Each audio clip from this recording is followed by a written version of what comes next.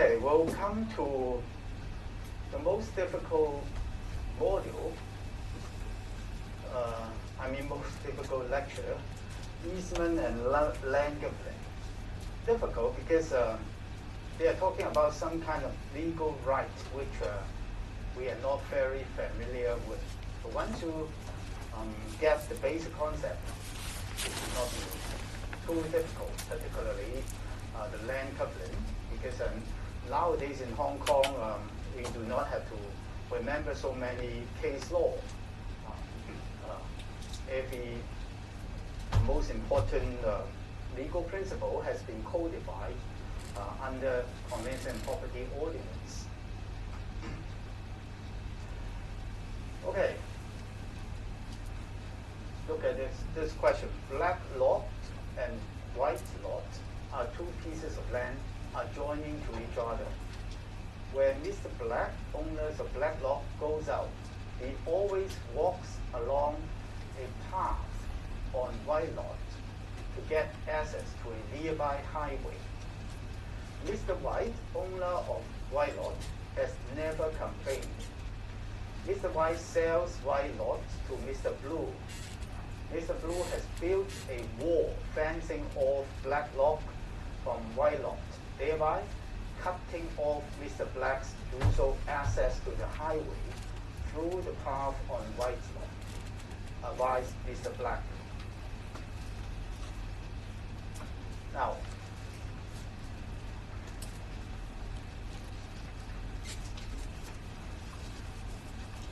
we have just learned lease. Lease is your right in relation to one piece of land.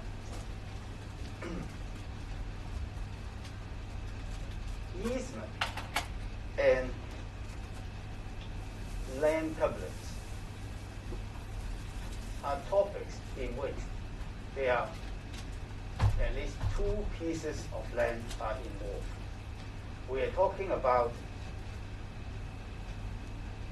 a person's right over the land not belonging to himself, but belonging to another. And easement and land covenants are both proprietary rights.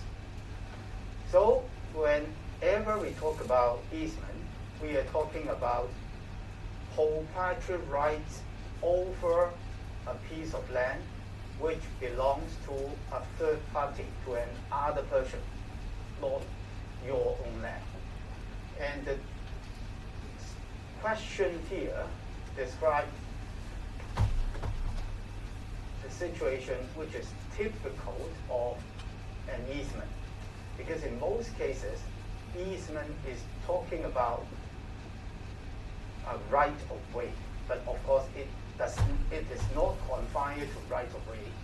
But to begin with, easement is about right of way on another piece of land, which does not belong to you. Now here we have two pieces of land belonging to two different owners. Mr. Black, the owner of Black Lot,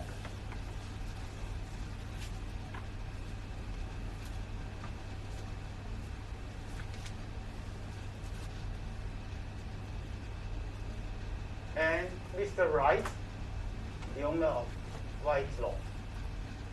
Now, assuming that it is mountain, trees, etc. around here. So, and there's a highway here. Mr. Black occupying Black Lot. Yes, he may climb up the mountain and then go to the highway, but this is obviously not the most efficient way or effective way to go to the highway. So, he always take advantage of a path on White Lot to go to the highway. Of course, Mr. White, the owner of White Lot, can stop him from doing so. Because he, being the landlord, has exclusive possession, yes, of White Lot. He can exclude anyone. But if Mr. White either grants Mr. Black an easement referred to as rights to use another person's land, grant him an easement to go to the highway, or Mr. Black has taken advantage of this highway for a sufficiently long period of time. He may also acquire an easement, just like similar to the concept of adverse possession. Usually we are talking about 20 years. Then he would have a proprietary right in relation to this pathway, not to occupy this pathway, but to make use of this pathway to go to the highway. So easement is some kind of legal rights in a form like this. And when White Lot is sold to Mr. Blue, now, if Mr. Black has already acquired the easement, either because Mr. White granted him the easement, or he has taken advantage of the pathway long enough, then even though Mr. Blue does not agree that Mr. Block can take advantage of this path to go to the highway, he could not do anything, because Mr. Black has already acquired that proprietary right, known as easement, to make use of White Lot. On the other hand, if Mr. Black has not acquired the easement to make use of this pathway on White Lot, when maybe it is only a personal agreement between Mr. White and Mr. Black that he can use. If it is a license, just like give him a license to use this pathway. Then when Mr. Blue becomes the owner, then of course the license will not be binding on Mr. Blue. Mr. Blue can stop Mr. Black from using the pathway to go to the highway. So these are the main scenario in which we're dealing with in easement. Now, easement in Chinese is called Yik Dei Tui.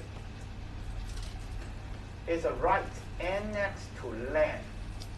Now, it is a right annexed to land. It's attached to the land, Black Lot here, but not attached to Mr. Black. To utilize other land of different ownership, White Lot, the other land, in a particular manner. In our example here, to use it as a pathway to go to the highway, but this particular manner not involving the taking of any part of the natural produce of that land or any part of the soil. So you cannot, in the name of easement, take any, say, flowers, for example, natural produce, or if there's some crops planting on this piece of land, you cannot take those flowers or plants away in the name of easement. Or you just take the soil, for your own purposes. No, you cannot do that. So we are talking about utilize, that means to use other land of different owner in a particular manner, number one. Or to prevent the owner of the other land from utilizing the land in a particular manner. So you can also prevent the owner of White Lot, Mr. Black, can prevent Mr. Wright or whoever the owner is of White Lot from using the land in a particular manner. For example, in our question, he built a wall fencing off Black Lot and White Lot. It could prevent him from doing so, because by building this wall, the path he used to take to the outside world would be cut. So, easement, we are talking about two concepts.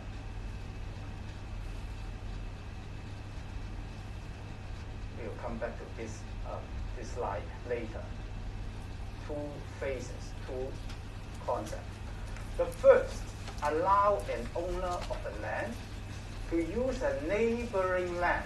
Well, of course here, we make it adjoining each other, but the requirement is not really adjoining. As long as it is in the neighbor, it is already all right. So the first phase, the first concept of easement, allows an owner of a land to use a neighboring land belonging to another person in a certain manner. You can use the land in a certain manner. Therefore, we call it a positive easement. You have the right to use another person's land in a certain manner. This is a positive easement. Okay? The second phase, variation, allows the first owner to restrict the user of the second owner's land to a certain extent. Now we are not talking about a right to use other person's land, but a right to prevent the owner of that piece of land from making use of his land in a certain way. So it is not something positive, but negative, and we call that a negative easement. And the court in general is not in favor of negative easement. The court is more ready to recognize a landowner who have an easement to make use of another person's land, rather than a right to prevent the owner of the other land from using his own land in a certain manner. Okay, going back to our technical discussion. Remember, under section 2 of CPO, the definition for legal estate, terms of mere absolute, easement, and legal charge. So only these three proprietary rights can exist as a legal estate. So easement is one form of legal estate recognized by the Hong Kong law.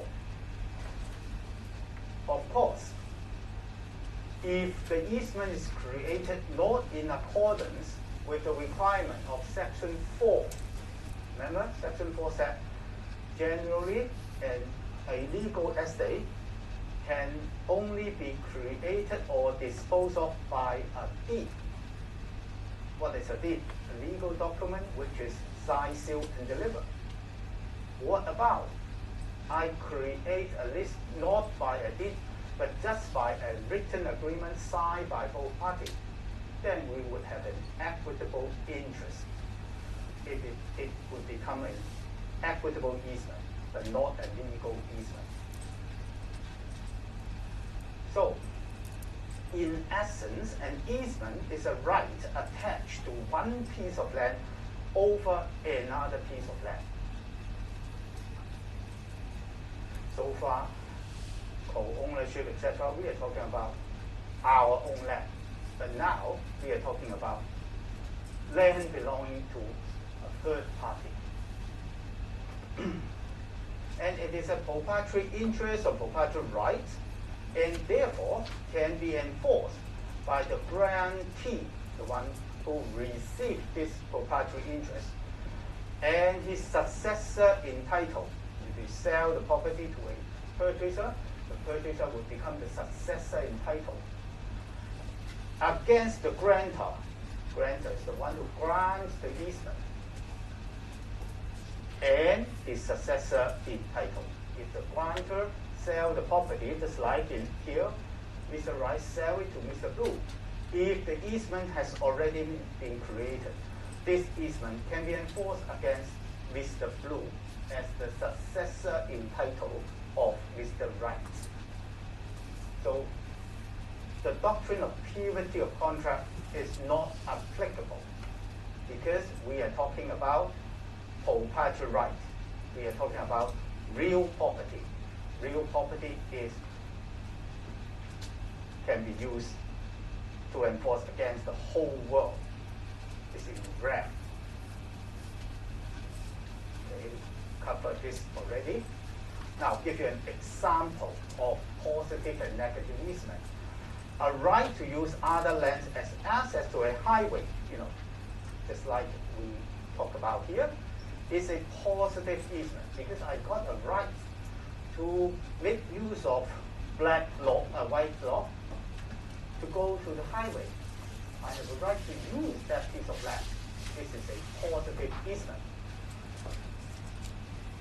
Whereas a right of light, a right of air through a definite aperture. Aperture is a technical term that we come across in relation to easement. In fact, it just refers to opening. An opening would be a negative easement. Now, these two pieces of land again. The sun is here, for example. Sunlight will come from, first of all, go through white lot and then black lot. If I have a right of an easement of light, sunlight, through this particular aperture, this particular opening, then I can prevent Mr. Right or his successor in title from erecting anything to block this sunlight through this aperture. And that is the negative easement. Because it's negative because I have no right to use the land. I just have the right to prevent the owner of this piece of land from using his land in a certain manner. Now, in theory, being the owner of the land, you can use and enjoy your land in whatever legal way.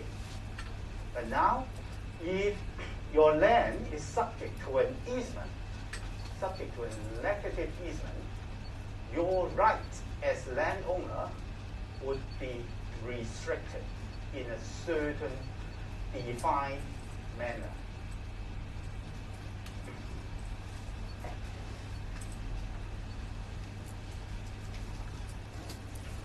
Now, in fact, in Hong Kong, there is not so many cases of right of light. That's why we have buildings of high rise, being erected after some old building being demolished. But in mainland China, in fact, this concept of rights to light is more prevalent than in Hong Kong. And in some cases I knew, in Guangzhou, somebody purchased a piece of land, hoping that they can develop the land into a high-rise skyscraper, but find out that, it was subject to some certain right of light of the next land.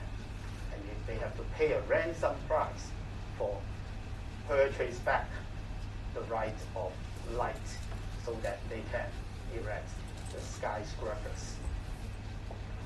Now, easement, talking about your right as landowner to make use of another person's land. So there must be two pieces of land involved. And in our technical term, we do not call that land. We call it tenements. Okay? So the land which enjoy benefits from the other is called the dominant tenement.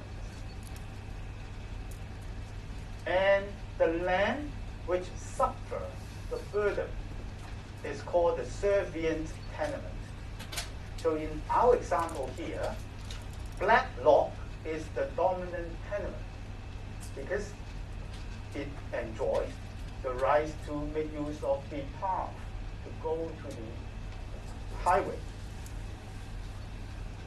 And white lot suffer this burden. He could not, say for example, create or erect any structure along this pathway, blocking the occupier of black lot to go to the highway. It is called the servient tenement. And nowadays, the law on easement is strict. So easements are strictly defined. And we follow the case, Reed Edinburgh Park, decided by this Danckwerts, Justice Danckwerts. And he said an easement contains 4, the word he used, essential characteristics. And now, at common law, we all adopt his definition. You must have all these 4 elements or 4 characteristics to be present in a particular right. Otherwise, you cannot call that right an easement. Now, number 1, there must be a dominant tenement and a servient tenement. So there must be 2 pieces of land. The easement must accommodate the dominant tenement. We'll come to the meaning a little bit later. Generally it means the easement must give some benefit to the dominant tenement. Dominant and servient tenement must be owned or occupied by different persons. So in our example here, if there is only one single owner owning both black lot and white lot, that could not be any easement. And the right claim must be capable of forming the subject matter of a grant. Now, this is a little bit complicated, even though on the face of it, it is very simple. But legally, it is the most difficult part of easement. So, for the first element, there must be 2 tenements coexisting at the same time when the easement is created. First characteristic, you must have both dominant and servient tenements. And they must be coexisting at the time the easement is created. Now,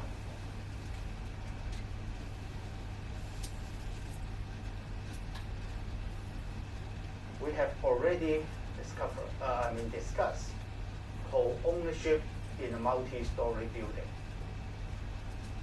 All the co-owners owned some number of equal undivided share of that piece of land, and by means of the DMC, each co-owner has a contractual right to exclusively possess certain units of that building or buildings. Now, because they are all co-owners and they are holding their interest under tenancy in common. Under tenancy in common, there's only one unity. Remember? Unity of possession. Therefore, in theory, they own each and every piece interest of that land, unless, of course, subject to the DMC agreement that a certain owner would have exclusive possession of certain unit. But in any event, there are no 2 tenements or more. There's only one tenement under co-ownership.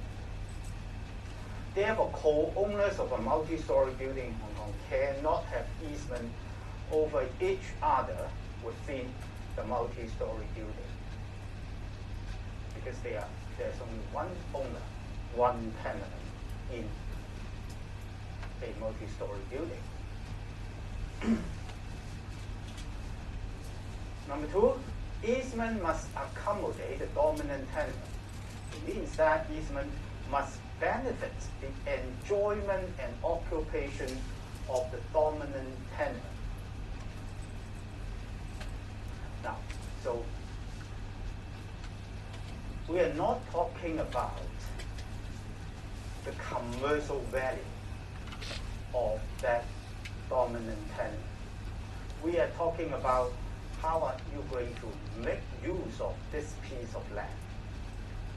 If it makes that piece of land, dominant tenement, more accessible, just like here, become more accessible, because they can go to the highway without climbing up the hills. Now, of course, the result must be this piece of land has become more valuable, but that is not the real elements that we are looking for. We are looking for, with this pathway, it is more enjoyable to live on this land. You don't have to climb up to the hills to go to the outside world every day. And in this Claude and Smith, Justice Creswell said, a right unconnected with enjoyment or occupation of the land cannot be annexed to it. Now, annexed to it or incidental to it is a special technical term. It refers to a right attached to a piece of land. And in most cases, we are talking about either an easement or a land covenant when you use this annexed to or incidental to. Of course, here he is talking about easement. So a right unconnected with enjoyment or occupation of land cannot be an easement.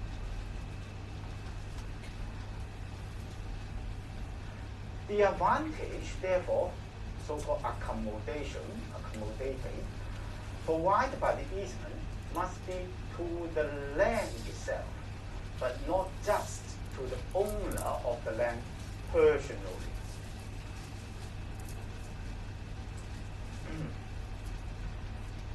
And the useful question is whether the right, the easement, enhances the value of the property. Now, if the answer is in the affirmative, then the right is more likely to be an easement. That is the effect, but not the reason. Okay. So a right of way may accommodate the dominant tenement if the right of way makes the dominant tenement more accessible. Now, in a case called Woody and Staggles, we are talking about two houses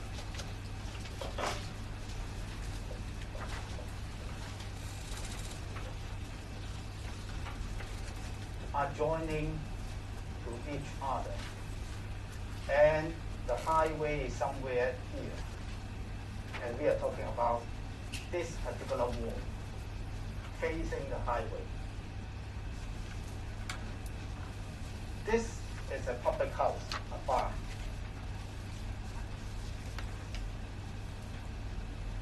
And he got a right to put up advertisement on this wall facing the highway. And the question for the court in that case, one of the questions for the court is whether this right to put advertisement on this wall is an easement or just a contractual right.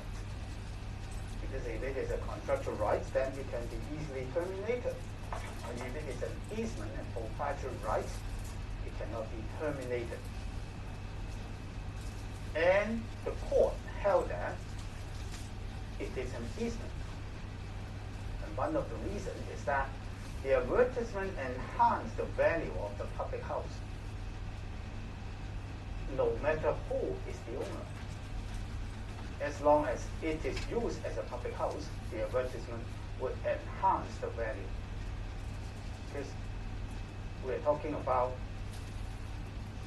the land and next to the land, but not a right attached to a person.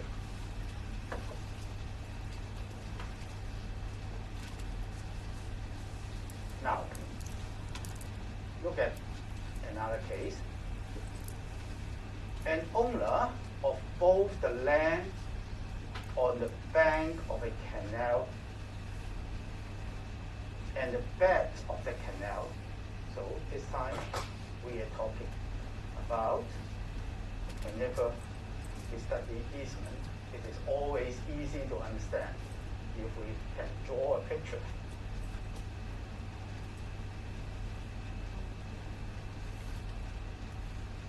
Okay, what happened here is that there's a river, and this is the two sides of the river.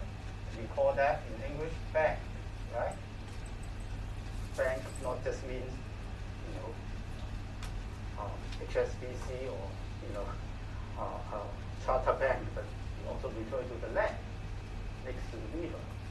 So remember, definition for land includes land covered by water, right? So the bed of the river covered by water is also land. And the owner owned not only the bank, but also the bed. Okay? Now, the owner lists the bank to the plaintiff of this case. And not just listing the land, but gave him an exclusive right to put his pleasure boat, that is the plaintiff pleasure boats, on the canal.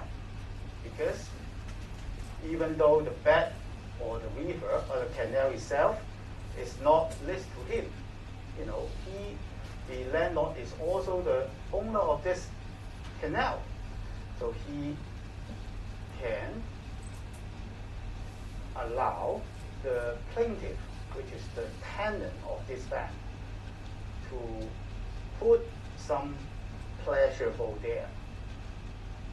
Of course, the whole purpose of putting pleasure boat is to attract tourists to ride on the pleasure boat, and this guy can have some kind of business. Now, in this case, the defendant is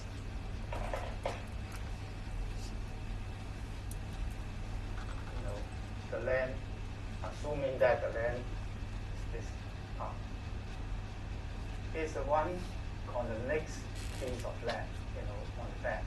It is the plaintiff and defendant.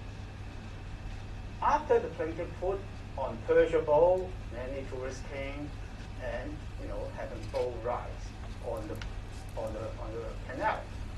And this guy actually run an inn. That is a hotel. Of course, that gave him better business because people may stay when they visit this canal and have riding on a pleasure boat. But later on, this guy said, why don't I put on pleasure boat myself and get even more business? So he had an agreement with the landlord and said, well, please allow me to put on pleasure boats. Therefore, there was direct competition with the plaintiff. Now, and of course, the plaintiff sued the defendant based upon the theory that when the landlord grant him the right to put boat on this canal, he actually acquired an easement to make use of the canal. Now, if it is an easement, as I said earlier, the landlord could not terminate this easement and allow the defendant to put on pleasurable on the river. If it is just a license or it is a contract, it can always be terminated, even though a contract, in the case of contract, maybe is involve a breach of contract.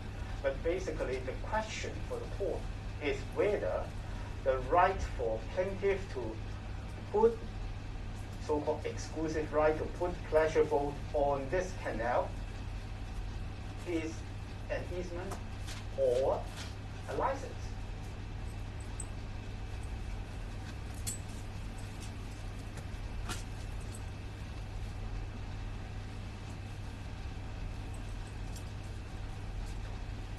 Justice Creswell said, a right unconnected with the enjoyment or occupation of land cannot be an easement.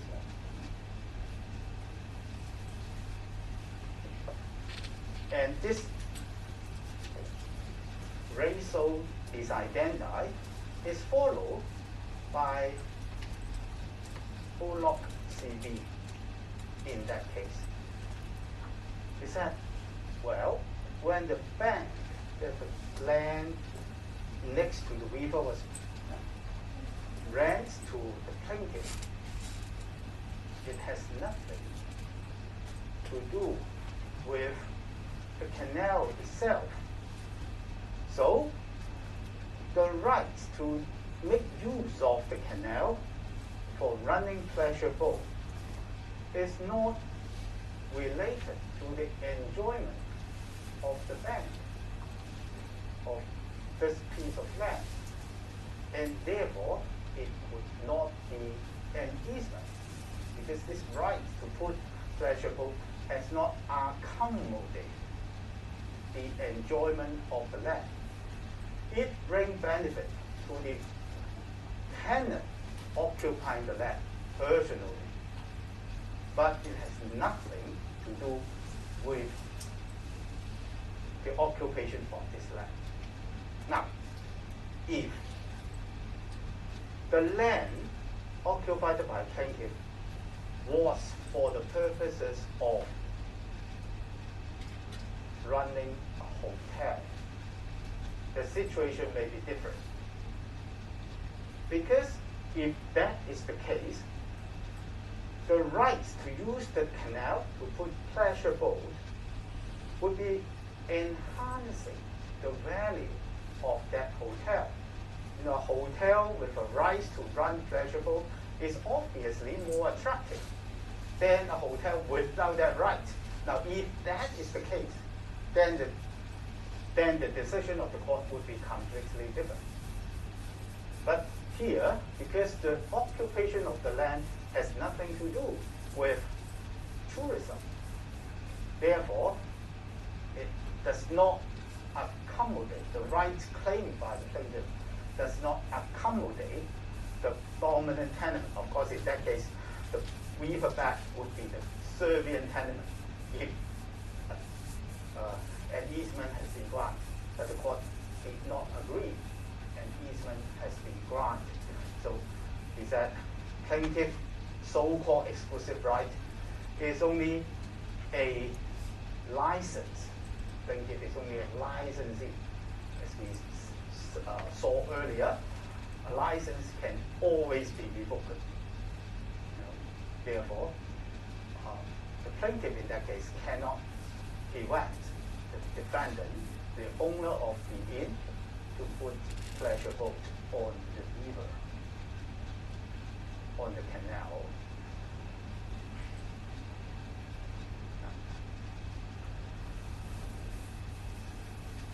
Easement must accommodate, must bring benefit to the land itself, but it is subject to one rule.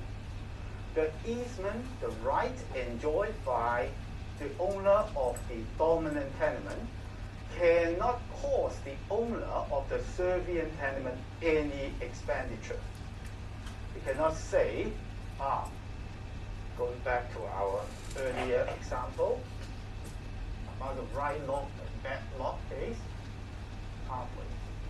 You see here? Now, obviously, this pathway accommodates Black Lock. But even though Mr. Black, as the owner of the Black Lock, has this easement, using this pathway as a right of way to go to the highway, he cannot say, after all, I want to drive to the highway. Why don't you rebuild this path to a road so that I can drive? No, he cannot do that. Because an easement cannot cost the owner of the serving tenement any expenditure. It has to take the pathway at its steps.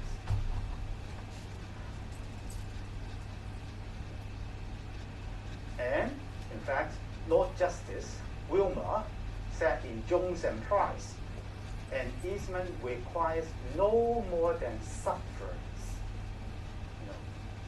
Why Lord suffer the burden of allowing Mr. Black to use as a path to go to the outside world?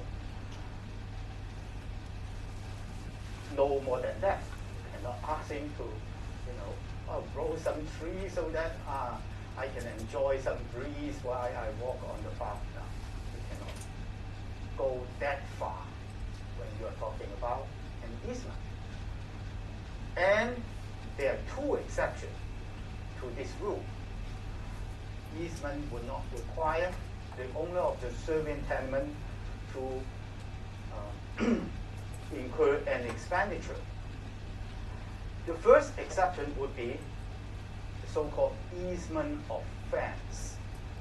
Now, this is, of course, an old concept arising from the old days when two pieces of land are joining to each other in order that each party would know exactly the boundary of the two lands.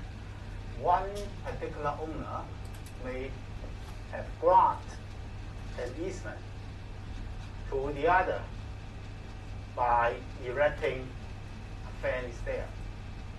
Okay? This is the boundary. This is the fence. Now, if you are talking about easement of fence, then the serving owner would have the obligation to repair and upkeep the fence.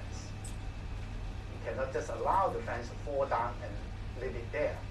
Of course, when you upkeep or maintain the fence, you have to incur expenses. So this is the first exception to the general rule. The second exception would be the case which we have already learned in our obligation lecture, Liverpool City Council and Urban. Remember, there is the case that local government owns some buildings and the local government ran out the units of that building for as a public housing for those who could not afford high rents. But of course, the occupiers did not treasure such buildings, so they, just damage it, vandalism, deliberately. And one of the tenants in that building, Mr. Urban, refused to pay rent after he requested the local government to repair the common parts, the staircase, etc.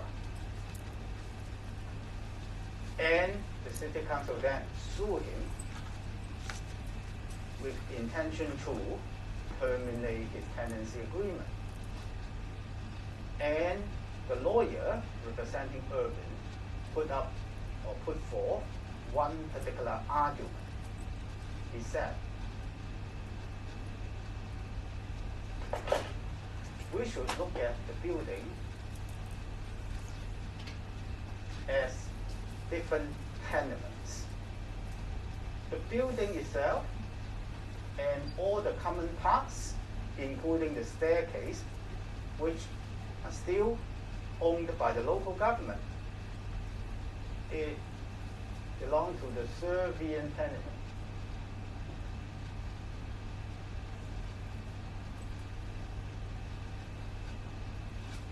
And the tenants of individual unit, each of them occupied one unit, and those are dominant tenements.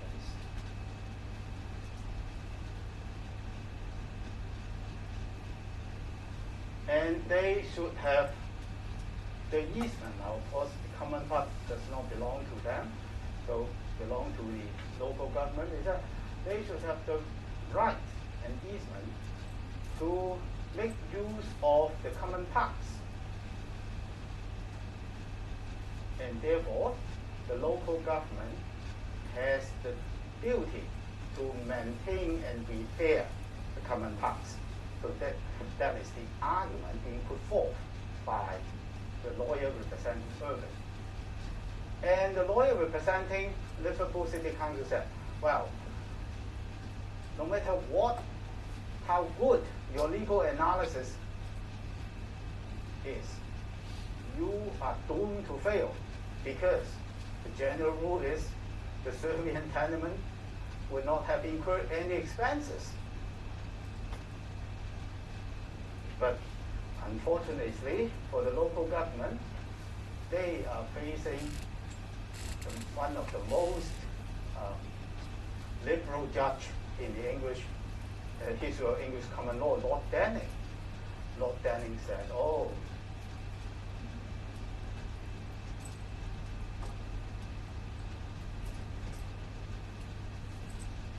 it should be an easement. And this should be an exception to the easement, just like the easement of fence. And, of course, the lawyer representing the local government will say, oh, this is really out of the concept of easement. So they appeal to the House of Lords. The House of Lords, however, affirmed Lord Denning's finding. And Lord Wilberforce held that there can be no doubt, there must be implied an easement for the tenants and their licensee to use the stairs. It is not just a house, but a multi-story building. So there must be an implied right for the tenant and their licensee to use those common parts such as the stairs, and they must have a right, the nature of an easement to use the lift, easement to use the rubbish tools, etc. And because they have such an implied easement to use such common parts, the council, the local government, were responsible for the upkeep of this easement, even though this require expenditure on their part. So after this case, we have this second exception to the general rule, that the owners of the Serbian tenement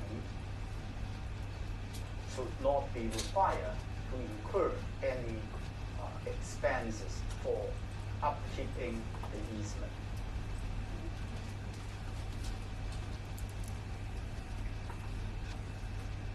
So, if your question here is there's an implied easement, who would be the dominant tenement and who would be the Serbian tenement? In fact, I already answered. It is the tenant who occupy the units. Their unit will become dominant tenant. And the local government, who is the owner of the entire building, during the tenancy agreement, is granted exclusive possession to the tenant. Therefore, they are separate tenants. So you can have both dominant and Serbian tenants exist together. And dominant and servient tenement must be owned or occupied by different persons. That this is also the case. The dominant tenement it's occupied by the tenant. And the servient tenement, the common parts are occupied or in possession by the local government, the owner. And in fact, it is the Metropolitan Railway Company and Power where the House of Lords lay down the principle that you cannot have an easement over your own land. So there must be two different tenements, and the two different tenements must be owned or occupied by different persons. Now, owned by different persons is obvious. Occupied, why occupied? It is to accommodate this kind of situation. When the owner, for example, if we have one common owner to own white lot and black lot, but the owner of these two lots rent white lot to a tenant. Now, because the tenant got exclusive possession, then they would be occupied right lot during the tenancy as if he is another owner. And the last characteristic, easement must be capable of forming the subject matter of a grant. Now, this is a little bit complicated, and there are three headings under this particular concept. First of all, there must be a capable grantor and grantee. We are talking about both the owner of the servient tenement as well as the owner of the dominant tenement. Because if we are talking about granting an easement, it must be the owner of the servient tenement who grants the easement. And this owner must have full capacity. It includes age as well as mental capacity. Anyone underage would lack the power to grant an easement. The second head, the right must be sufficiently defined. Now, because we are talking about your rights over a piece of land which does not belong to you, therefore, the court has made it clear that rights must be clearly defined so as to minimize the restriction on the real owner, that is the owner of the servient tenement. You can say, oh, I have a right of way and I can take whatever way I like. Then it would mean the servient owner could not do much on his own land, because when he built, say, a greenhouse on certain area, you say, oh, you're blocking my pathway to go out. Then it would be ridiculous. Therefore, if you are claiming an easement, the court requires that easement must be clearly defined. And in the very old cases, William Eldridge's case, it was held that there could be no easement of a prospect or view. Prospect or view, that means, say, for example, your land is facing the sea. For example, in Hong Kong, people like to have sea view. And you cannot say, I have an easement for this sea view so that my neighbor cannot erect a building higher than my window to block my view to the sea. And in another case, Brown and Flower, court said that there was no easement of privacy. And the court, in another case, also denies the right to a general flow of air over land. to a windmill. Because of course, in all this example, the right is too big and undefined. Now, we say we have right of light, right of flow of air. In fact, that exists as an easement. But you must have something to confine that right to a particular point or particular aperture, particular opening. So in this Bars and Gregory case, the court recognized the right to a flow of air through a defined aperture. Whereas if you say you want a right of general flow of air over a piece of land, then it would be too general. Then right to light through that defined aperture would be recognized. But if you say a general right to light, that would not be accepted as an easement. The third head under this fourth characteristic is the right must be within the general nature of rights capable of existing as easement. Now, this is the most difficult part, because there has been conflicting authority in relation to what are rights capable of existing as easement. And the reality is that if you are talking about some right not already decided by a previous judgment that it could be capable of existing as an easement, then you can really unable to predict whether the court would accept the right you are claiming should be classified as an easement or not. Now, in the early days, the court was a little bit open-minded.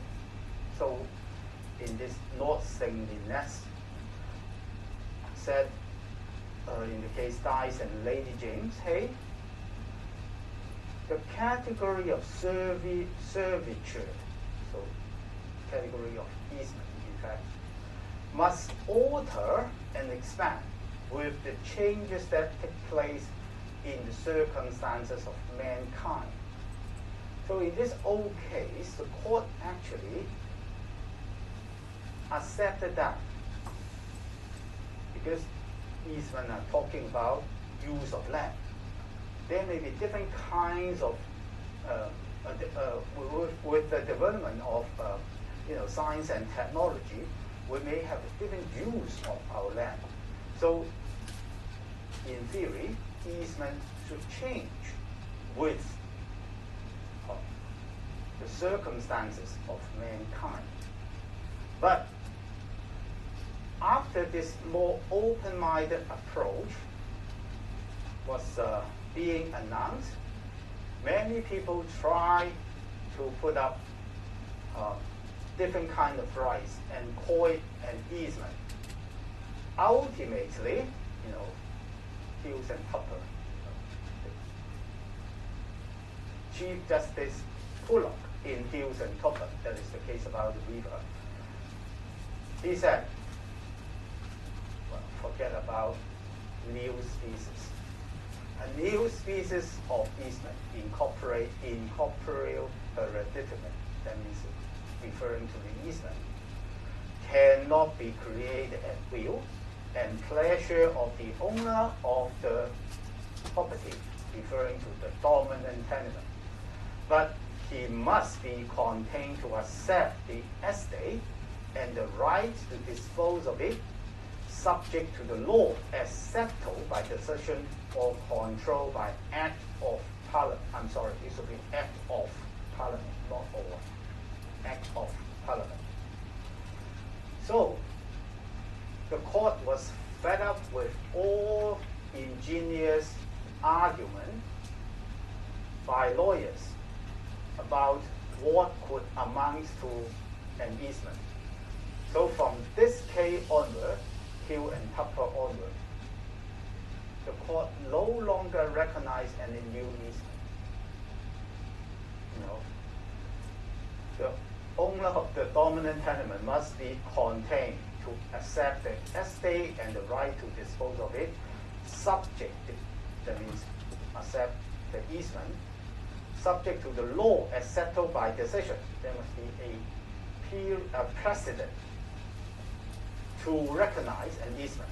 Or, you know, Parliament, of course, Legislative Council in Hong Kong can always create an easement through legislation. So either the Legislative Council in Hong Kong change the law, you can only rely on the precedent. You know, only you can back up your right with a previous decision of court. No new species of easement would be recognized. So in a sense, this is good news for lawyers and for law students. Not necessarily for lawyers, but for law students.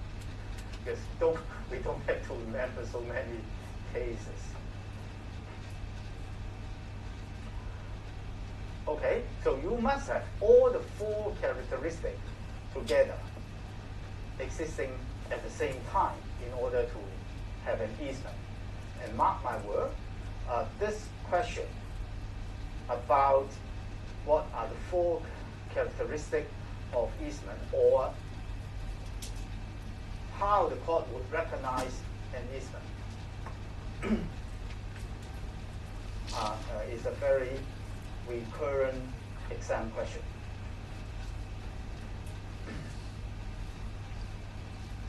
Now, there are other cases in which the court is asked to judge whether certain rights amount to an easement. And in those cases, the court also spell out more characteristics of an easement.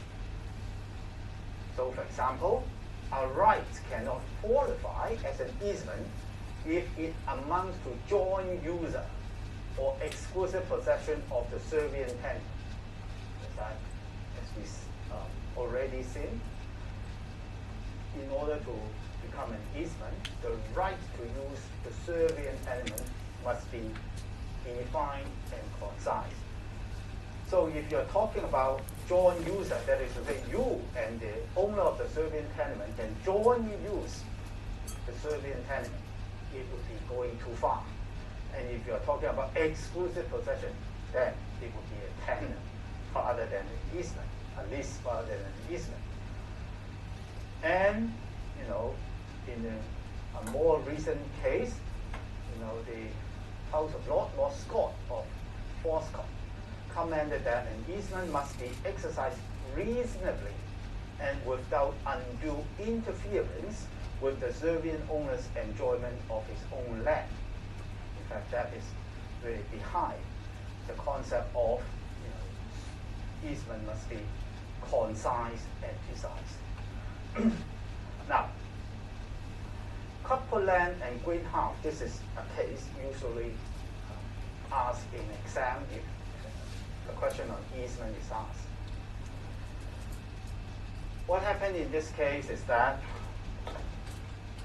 there is a piece of land in which the owner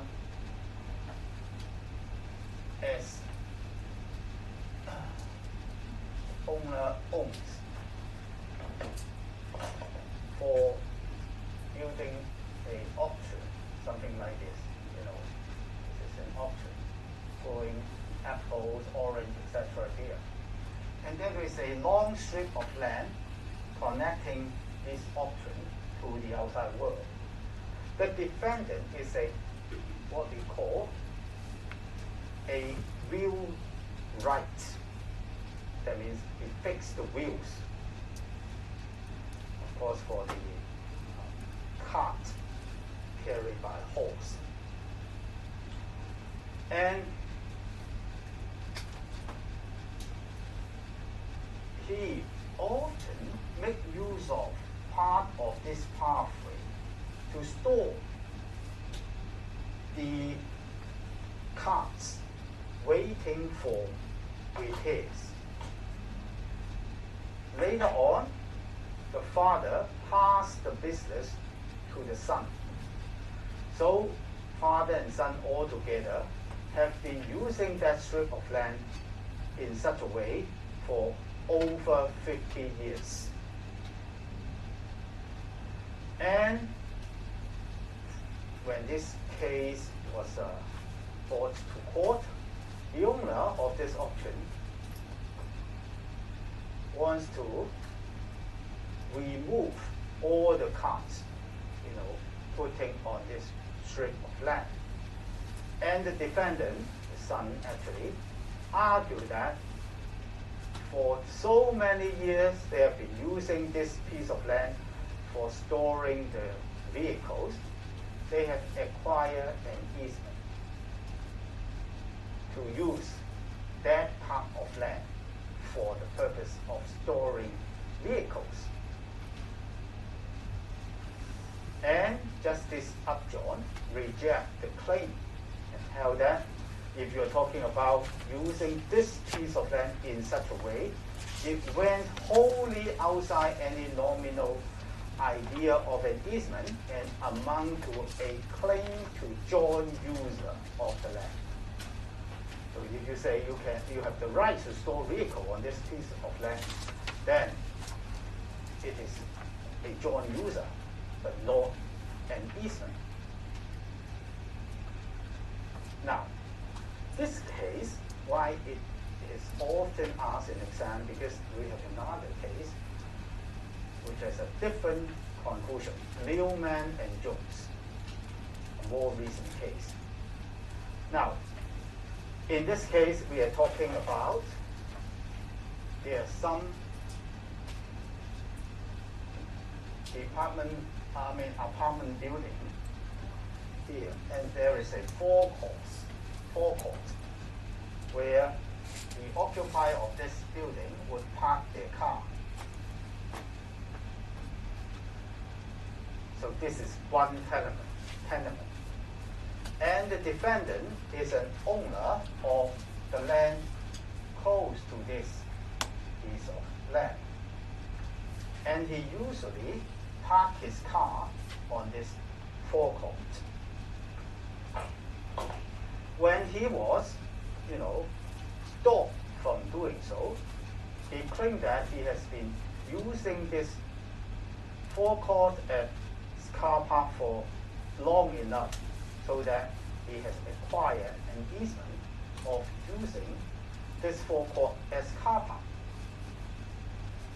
And of course, the owner of this piece of land said, well, look at the case, Copeland and Greenhouse.